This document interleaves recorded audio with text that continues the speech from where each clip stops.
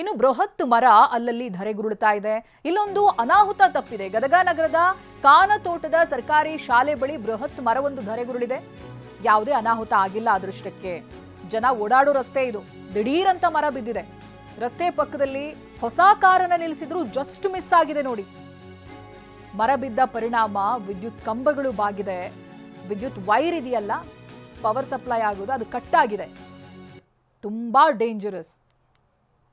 ಮಳೆ ಬಂದ್ರೆ ಮರಗಳು ಜೊತೆಗೆ ವಿದ್ಯುತ್ ಕಂಬ ಧರೆಗುರುಳ್ತಾ ಇರೋದು ಅಥವಾ ವಿದ್ಯುತ್ ವೈರ್ಗಳು ಕಟ್ಟಾಗಿ ಬೀಳೋದು, ಇದರಿಂದಾನೇ ಹೆಚ್ಚಿನ ಅನಾಹುತಗಳಾಗಿ ಹೋಗುತ್ತೆ. ಹಾಗಾಗಿ ಮೈ ತುಂಬ ಕಣ್ಣಾಗಿಸ್ಕೊಳ್ಬೇಕು.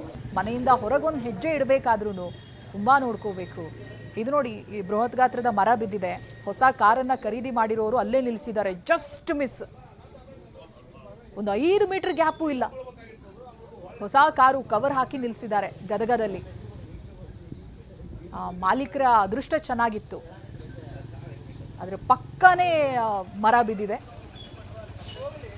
ಗಮನಿಸ್ತಾ ಇದ್ದೀರಲ್ಲ. ಜೊತೆಗೆ ಈ ಭಾಗದಲ್ಲಿ ವಿದ್ಯುತ್ ಕಂಬಗಳು ಕೂಡ ಉರುಳಿ ಬೀಳುವಂತ ಭಯ ಇದೆ ಜನರಿಗೆ. ಗದಗ ನಗರದ ಕಾನತೋಟದ ಸರ್ಕಾರಿ ಶಾಲೆಯ ಹತ್ತಿರ ಆಗುತ್ತೆ ಇದು. ಮಕ್ಕಳು ಕೂಡ ಓಡಾಡುವಂತ ಪ್ಲೇಸ್ ಇದೆ. ಎಷ್ಟು ಡೇಂಜರ್ ನೋಡಿ. ದಿಢೀರಂತ ಮರ ಬಿದ್ದಿದೆ. ವಿದ್ಯುತ್ ಕಂಬ ಕೂಡ ವಾಲಿದೆ. ದೃಶ್ಯದಲ್ಲಿ ನೋಡ್ತಾ ಇದ್ದೀರಲ್ಲ, ವಿದ್ಯುತ್ ಕಂಬ ವಾಲ್ಕೊಂಡಿದೆ, ತಂತಿಗಳು ಕಟ್ಟಾಗಿದೆ.